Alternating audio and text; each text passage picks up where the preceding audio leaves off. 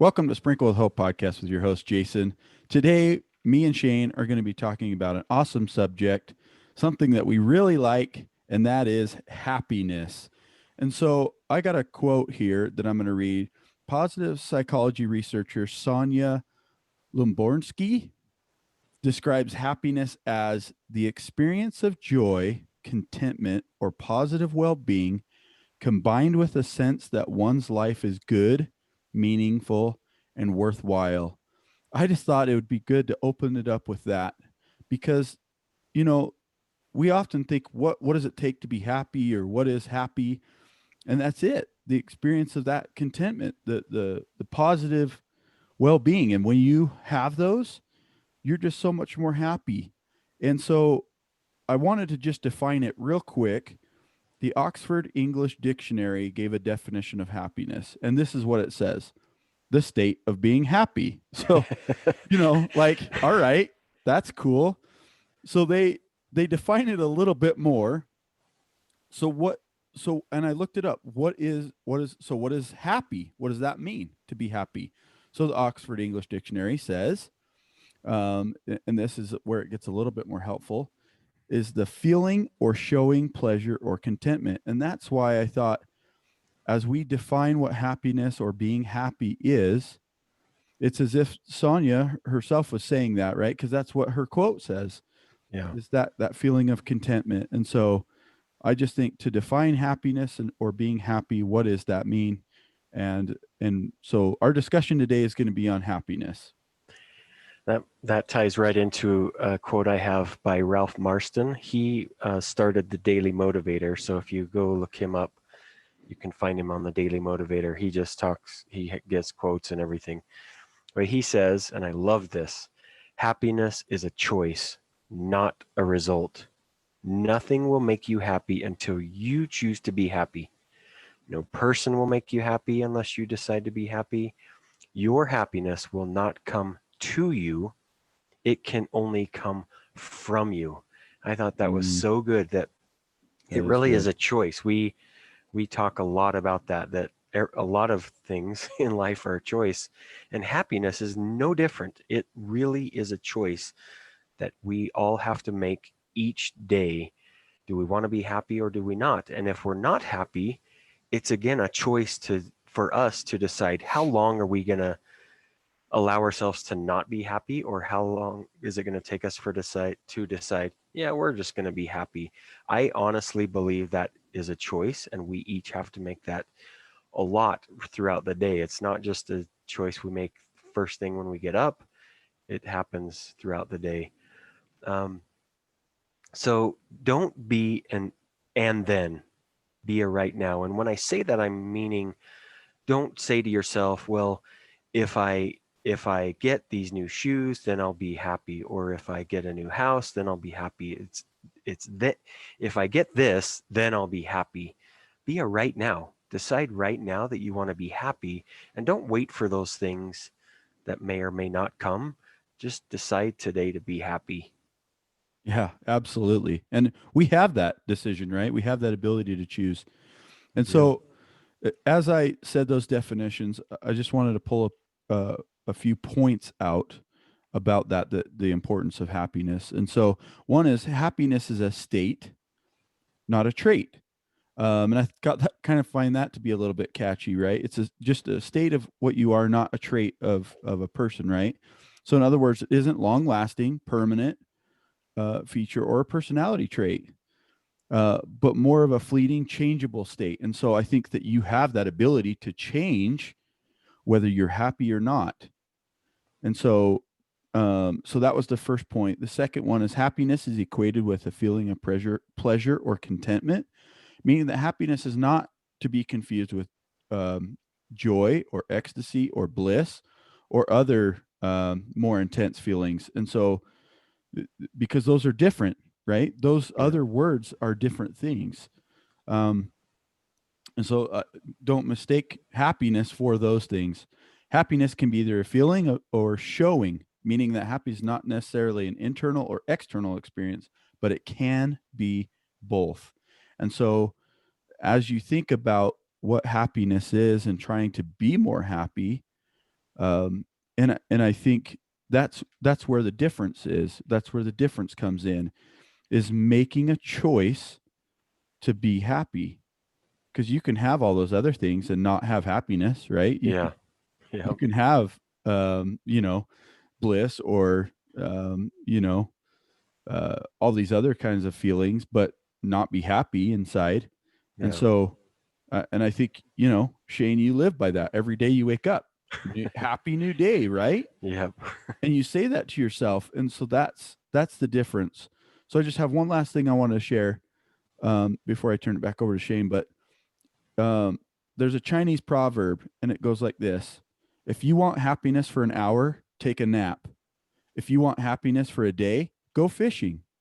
If you want happiness for a year, inherit a fortune. If you want happiness for a lifetime, help someone else. And I love that, It's awesome. because that's what me and Shane do. That's what makes us happy. And so we're seeking that lifetime of happiness by helping and serving others. And so I think if, as you do that, you'll see and find more happiness in your life. That's such an awesome thing. It's so true. So I want to put a little bit different spin on maybe a different perspective about happiness. So think about something that you want. It could be a pair of new shoes or a nice shirt or whatever, a new phone, something that you think will make you happy, right? But and now picture that you got that thing. Is getting the shoe or the shirt or the phone, did that thing make you happy? And I don't believe it did. I think it was the release of getting the thing, the shoe, the shirt, or the phone, that allowed you to be happy. It wasn't necessarily the physical thing. It was that you Mm. have suddenly told your mind, now I have this thing and I don't crave that thing anymore. So I think the thing is making me happy, but it actually might be the release of wanting that thing. So just a different perspective to think about, something I just thought about. I listened to a TED talk by Sean Acor. He's an author and a speaker. This TED talk happened to be in May of 2011, and it's titled "The Happy Secret to Better Work." He is awesome. I just found out about him the other day, and I thought, man, he's awesome. But he's in that TED talk. He says it's not the reality which shapes us.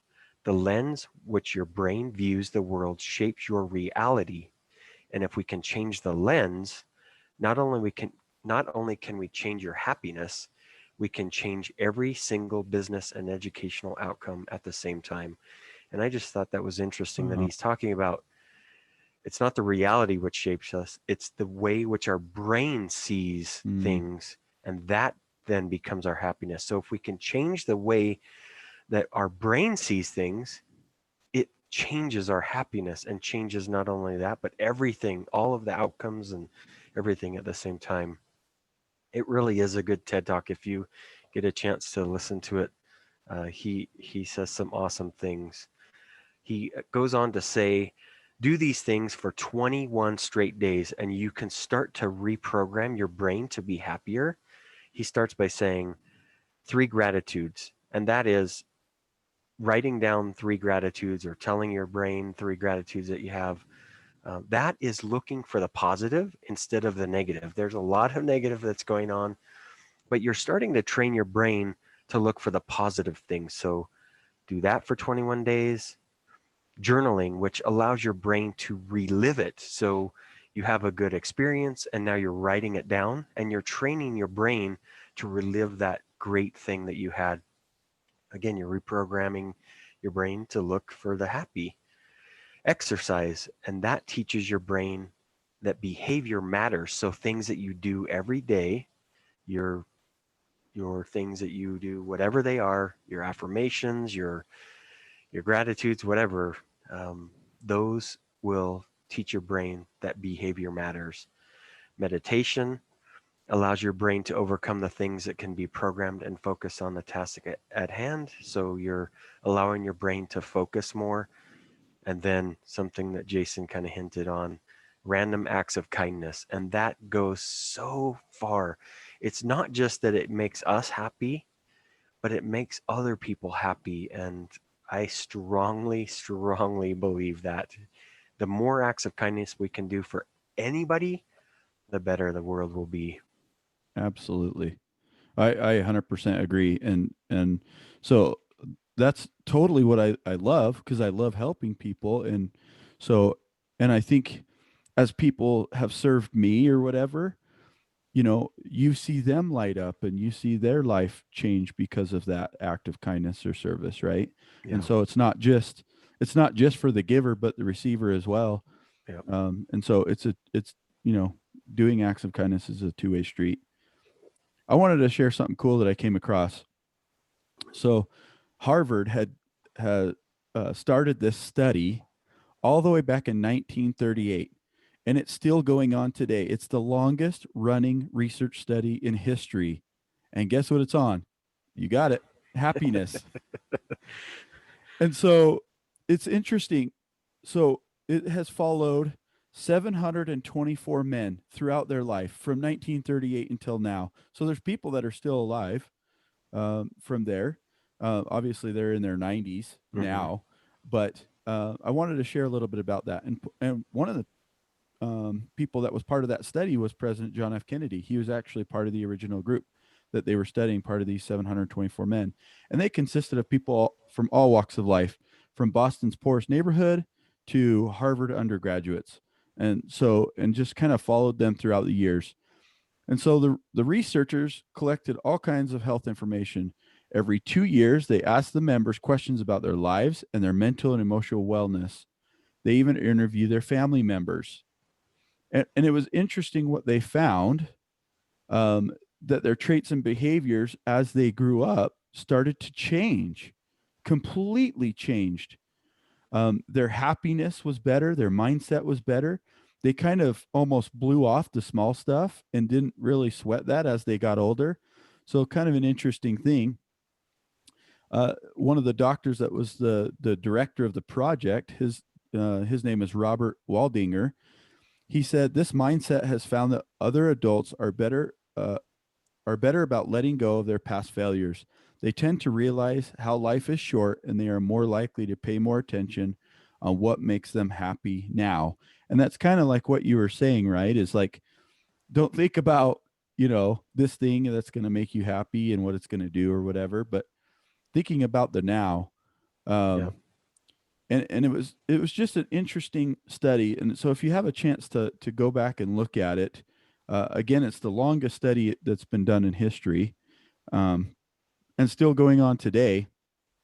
And that's fascinating that they're trying to find out what is true happiness. So they ask them all these questions every 2 years, and finding out that they're actually getting more happy as time goes on because they aren't thinking about all those other things. So Earl Nightingale said this: learn to enjoy every minute of your life. Be happy now. Don't wait for something outside of yourself to make you happy in the future. Think how really precious is the time you have to spend, whether if it's at work or with your family. Every minute should be enjoyed and savored. And that that just rings a bell in my ear, Yeah. that what I'm doing, the happiness that I'm trying to find or seek, is what I'm doing. This is making me happy. And so I'm seeking after those things. And I am savoring every minute of every day. Yeah, that's great. That really ties in well with what my thoughts I was going to share. We talk about happiness, and it is a choice. And let's say that we're not quite as happy as we think we should be. What are some things that we can do to overcome that and turn it around and be happy? Um, Imagine that you have a friend that's not happy. They're sad, and they share that with you. How would you treat them? And I think that can go the same way with us. We can treat ourselves like a friend. So if our friend is sad, we're going to do everything we can to see if we can get their mood uplifted or whatever it takes. Why don't we do that to ourselves? Why don't we allow ourselves that time and effort and energy change our day. Yeah, we might be having a rough day, but let's treat ourselves like we would a friend and see how we can do what we can do to improve them, and specifically us. We can declutter. We can get rid of the things in our life, or we can get rid of the things in our head that might not be making us as happy as we can. One thing that Jason and I talk a lot about is we like to go on vacations. We really do. And I often say, I won't have a really nice boat or four-wheelers or this or that. I don't I mean, I like those things. I really enjoy those things, but I spend my money on experiences and not on things always. So I'm more focused on the experience that I'm going to have with my family or friends, and then the memory of that. That is the thing that I can go back on and say, you know what, that was such a great trip. So it's reminding myself of all of those fun times that I had, and it makes me happy to relive those things. Now, I'm not saying you can't buy things to make you happy. That's not what I'm saying. I'm just saying for me personally, I prefer to spend my money on experiences, not always on the things, because the things eventually kind of fade away, but the memories will always be in my mind. Yeah. And then one other thing I wanted to point out, Gretchen Rubin, she's an author, great motivational speaker, focuses very heavily on happiness. She came up with the thing that she calls the 1 minute rule. And that really is simply do any task you can finish in 1 minute. So the declutter that I was just talking about, if you walk around your house and maybe you left your coat on the floor, you can put that away in a minute. So do that. You can file some papers in a minute. You can put a dish in the dishwasher in a minute or less.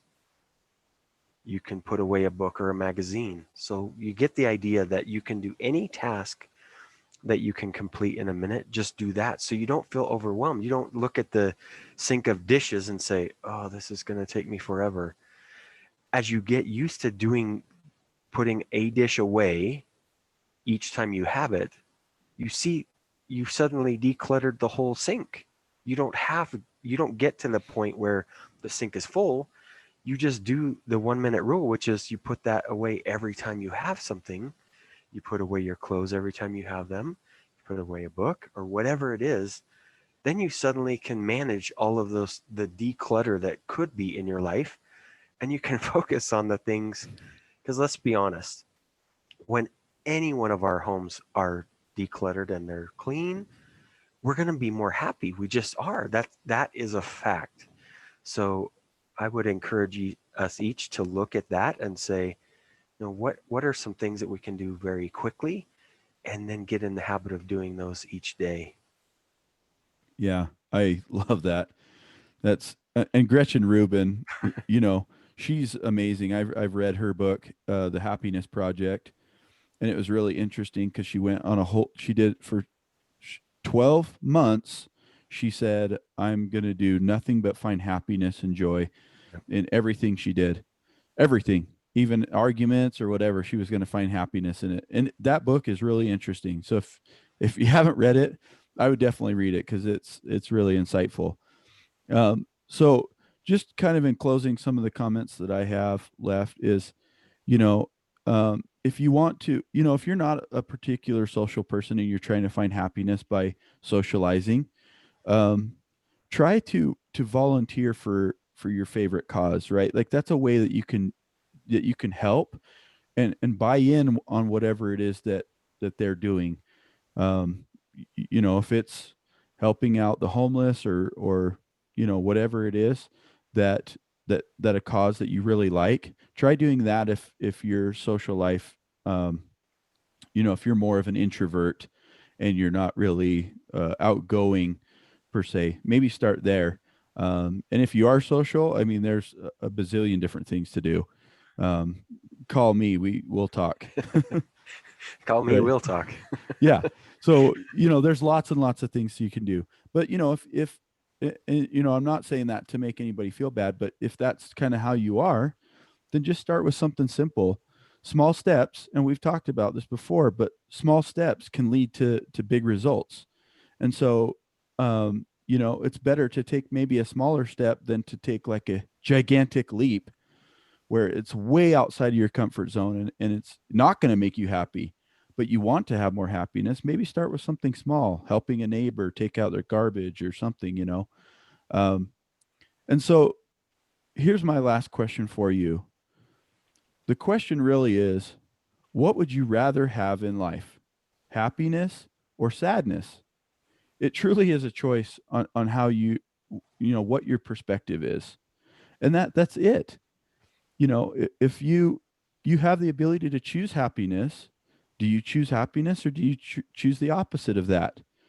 So I would say if you're going to go through life, this crazy life that we're in, right now, especially, um, but I really think, and this is my honest opinion, so take it for what it's worth, but I really think in a couple of years from now, we're going to look back and we are going to see positive things from 2020, and we are going to see great things. One of the things I can say is I started a podcast in 2020, and it's amazing. Yeah. I'm reaching people that I can't really normally reach. Um, I think as of this morning, we're like in 30 something, 32 or 33 different states, and Yeah. like in like 20 countries. Like that's the growth we're having. And so I'm happy about that. And so I just think happiness is a choice. You can either choose to be happy or you can choose to be sad. You decide.